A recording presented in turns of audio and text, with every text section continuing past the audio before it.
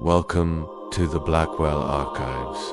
I never cared much for Christmas before it started happening in the wrong order.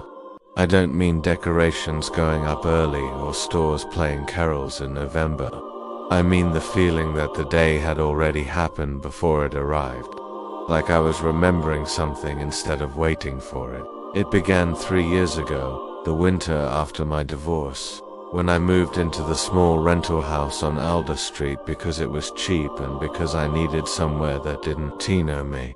The house was old but not charming, built sometime in the late 70s, badly insulated, with thin walls and a furnace that clicked and sighed all night like it was trying to work up the courage to keep going. I told myself I wouldn't decorate. No tree, no lights, no music. I planned to treat the season like any other week. That lasted until the first Sunday of Advent, when I came home from work and found the wreath on my front door. It was simple. Pine branches wired into a ring. No ribbon, no tag. I assumed it was a mistake, maybe a neighbor trying to be friendly. I knocked on the doors on either side of me. No one answered. The houses across the street were dark. I took the wreath down and brought it inside, meaning to throw it away, but the smell of pine stopped me. It smelled fresh, not like something that had been sitting in a box for years. I set it on the kitchen counter and forgot about it. The next morning it was back on the door. I told myself I must have put it there without thinking. The days after that blurred together the way December always does. Short daylight, long evenings, work, dinner, sleep. I noticed the decorations before I noticed the pattern. A string of white lights along the fence that I didn't remember buying. A wooden nativity scene on the mantel, carved simply, the faces worn smooth. I didn't recognize it, but it felt familiar in a way that made my chest tighten. Every time I tried to remove something, it returned, sometimes overnight. Sometimes while I was at work. I stopped trying after I found the tree. It was standing in the living room when I came home one evening, tall enough that the top brushed the ceiling fan. No ornaments, no lights, just a real pine tree. Its base wrapped in burlap, needles already scattered across the floor. The house smelled like Christmas in a way that felt aggressive, like it was insisting on being noticed. I stood there for a long time, keys still in my hand, waiting for the shock to turn into anger or fear. It didn't. It turned into resignation. I told myself I must have ordered it and forgotten. Stress does strange things to memory. That was the excuse I used for the calendar.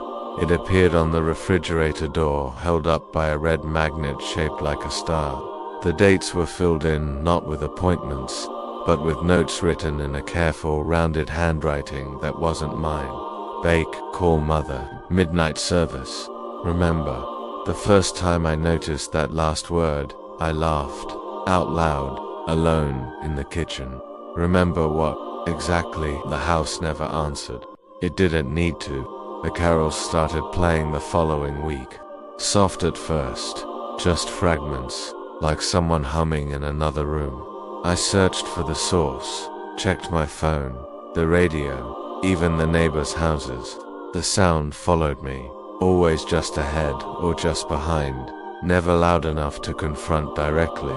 I started sleeping poorly. I dreamed of rooms I didn't recognize, full of people whose faces blurred when I tried to focus on them. They were always smiling, always waiting. On December 20th, the gifts appeared. They were arranged neatly under the tree, wrapped in plain brown paper, tied with twine, no tags. I didn't touch them. I told myself I wouldn't. Every morning there were more. The pile grew until it crowded the living room, forcing me to step carefully between them. I began to dread coming home, not because I was afraid, exactly, but because I felt expected. Like the house was disappointed when I stayed late at work. On Christmas Eve, the power went out, the furnace stopped, the lights went dark.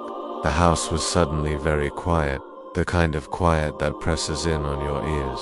I sat on the couch in my coat, watching my breath fog in the air, listening to the old clock on the wall tick louder than it should have. At midnight, the carols stopped. The silence that followed felt deliberate. I stood up without deciding to. I walked to the tree. There was one gift left unwrapped at my feet, larger than the others. I don't remember kneeling down, but I remember my hands on the paper, the sound it made tearing open.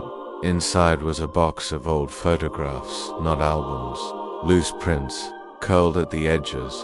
I picked one up and felt my stomach drop. It was me, younger, smiling, standing in front of this same house, arm around a woman I recognized only after a moment as my ex. Another photo showed us at a Christmas table, candles lit, plates half full. Another showed a child between us, small hands clutching a toy. I don't have a child. I never have. I told myself that over and over as I went through the photos. The scenes became harder to place. Different years, different furniture, always the same house, always Christmas. In every photo, someone was missing. Sometimes it was her, sometimes it was me, sometimes it was the child. The last photo showed the living room exactly as it was now. The tree, the gifts, the dark windows. The only difference was the person standing in the doorway, looking in. It took me too long to realize it wasn't a reflection. The power came back on at dawn. The furnace kicked in. The carols resumed, cheerful and loud. The tree was gone. The gifts were gone. The photographs were gone. The house looked normal. I called my ex-wife that morning. We hadn't spoken in months. She sounded tired. When I asked her if she remembered spending Christmas on Alder Street, there was a long pause. She told me she didn't like talking about that year. She said it felt like remembering something that hadn't happened yet. I moved out in January. The house was rented again within a week. I drive past it sometimes in December. The decorations are always perfect. The lights always on.